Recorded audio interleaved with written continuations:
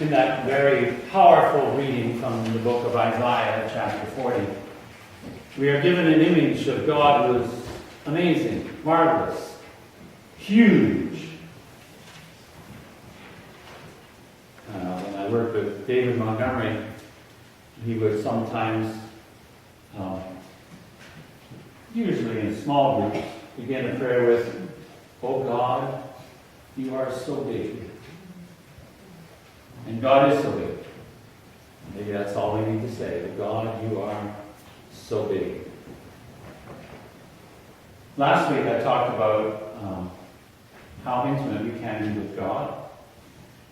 I want to think about how we portray God to the world. What do we say when we talk to others about God? And Isaiah portrayed God as enormous and huge, numbering and naming all the stars, and all of that lovely imagery that was built up in that passage. That's something about the way God is.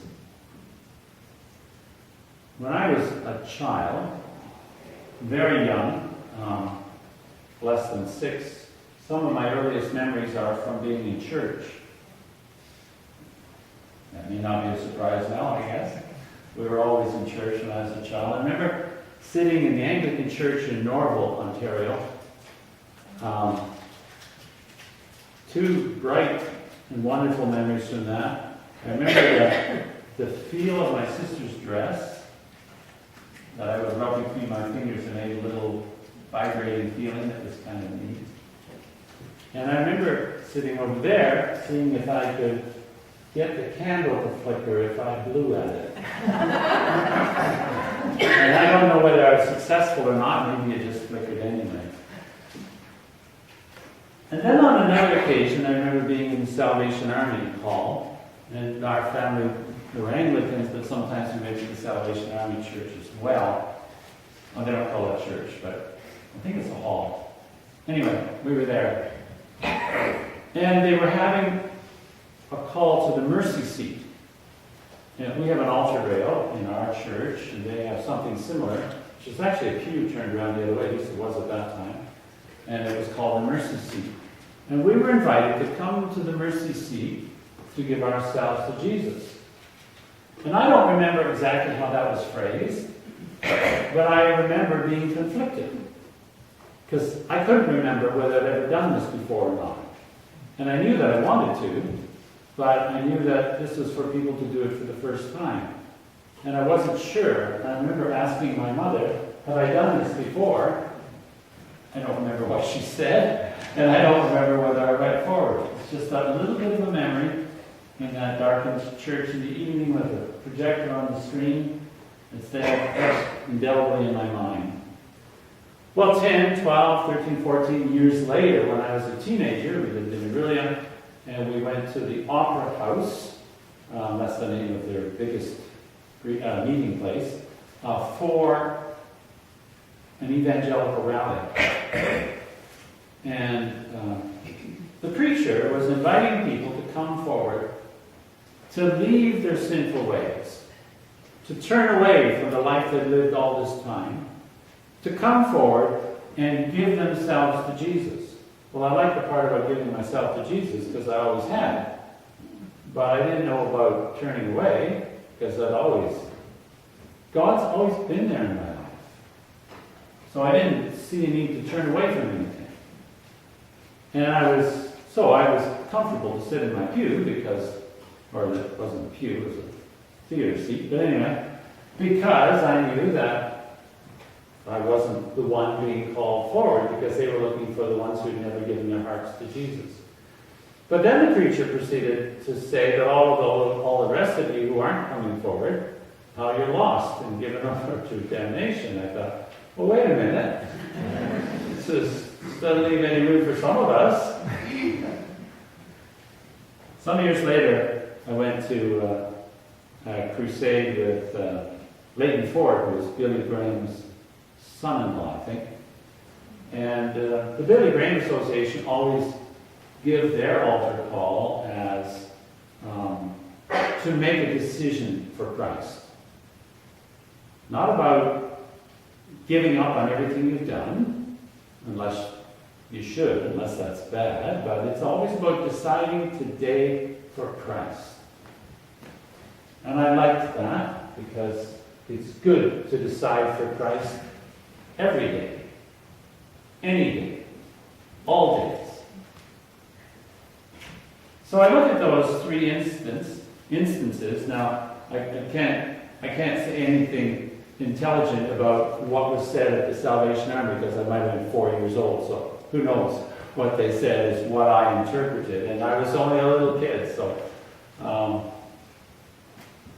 but I still have questions about the preacher in Orillia at that time, and high praise for Leighton Ford and what he had to say on that day in Hamilton.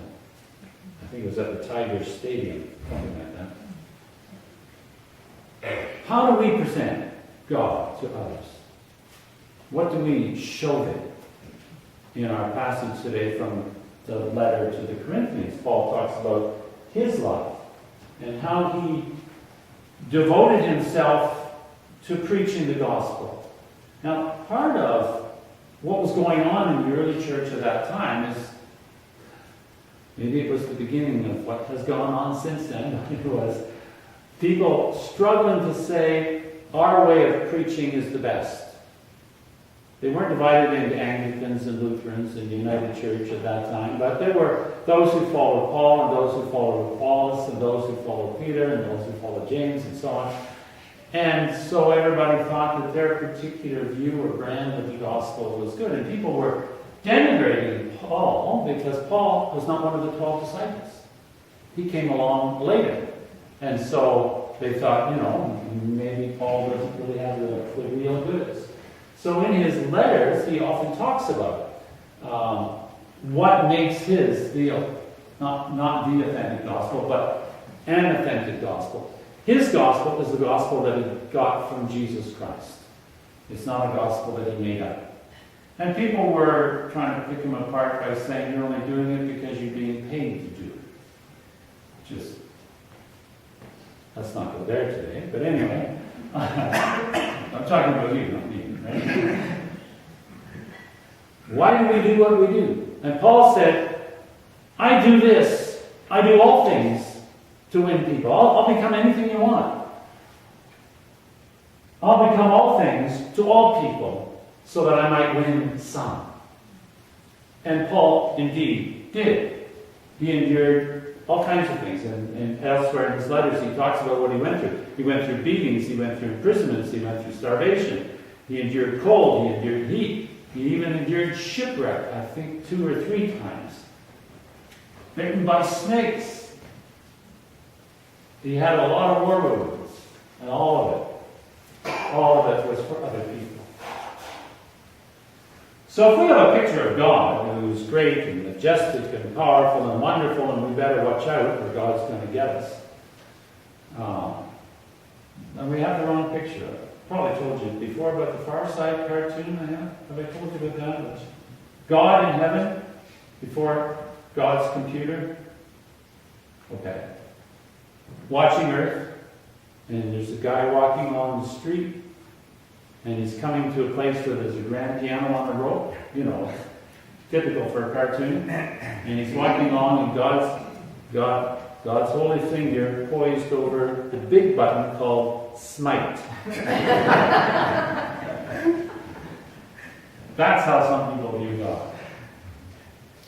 So here we have a picture in Isaiah chapter 40 of what a powerful God. Immense, enormous. Everything in creation and all the list of things in that passage about how wonderful God is. And then it ends, that passage ends with, and God gives strength to the weary and bears us up on eagle's wings, carries us through, encourages us, nourishes us. And what did Jesus do? Passage today, the Gospel of Mark. Jesus is touching and healing everybody who comes to him. And then in the morning, while it's still dark, now here, you can sleep in and get up while it's still dark. in the wintertime. But this is Israel, where it's pretty much 12-hour daylight, 12-hour night all the time. So he got up early while it was still dark and went off to a lonely place to pray. Why? Because as Paul imitated him, I was going to say like Paul imitated Jesus, but in the same manner, what was important was what Jesus gave. And so for Jesus, it was time alone to restore his own soul, to come back that he might give again. And withdraw to restore his own soul and come back that he might give again. And he did that continually and repeatedly, always calling upon God in heaven for strength that he might come and nurture and nourish and heal and restore. And that needs to be our ministry.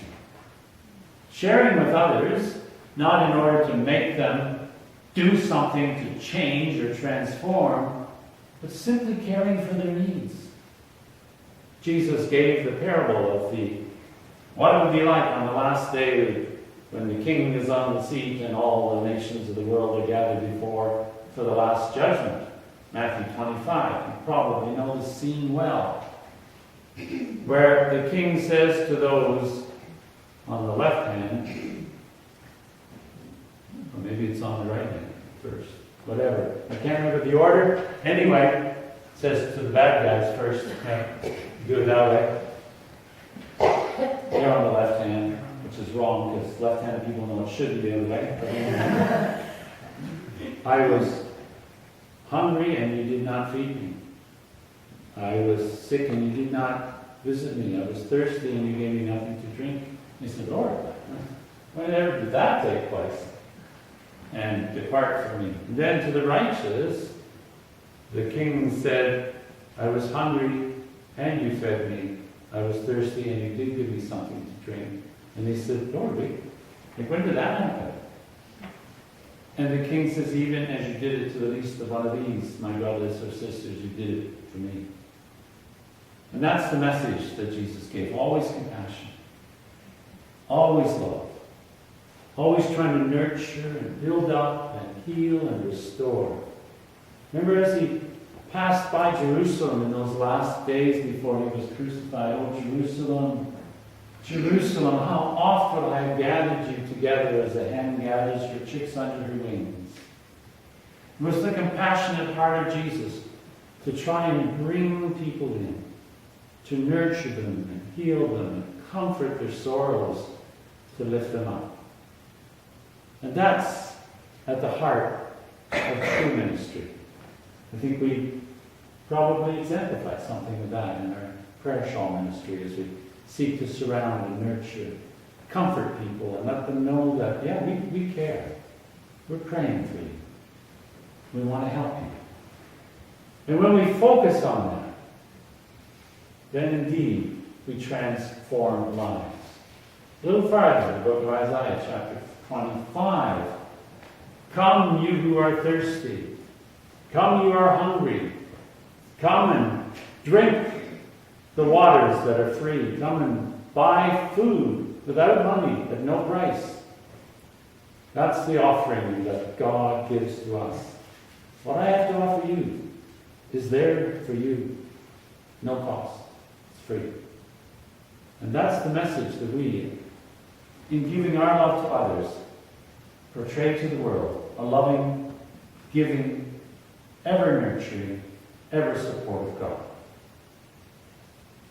May God, who is rich in mercy and abounding in love, fill our hearts with that same love, that we may reach out into the world, touch, to heal, and to restore. Amen.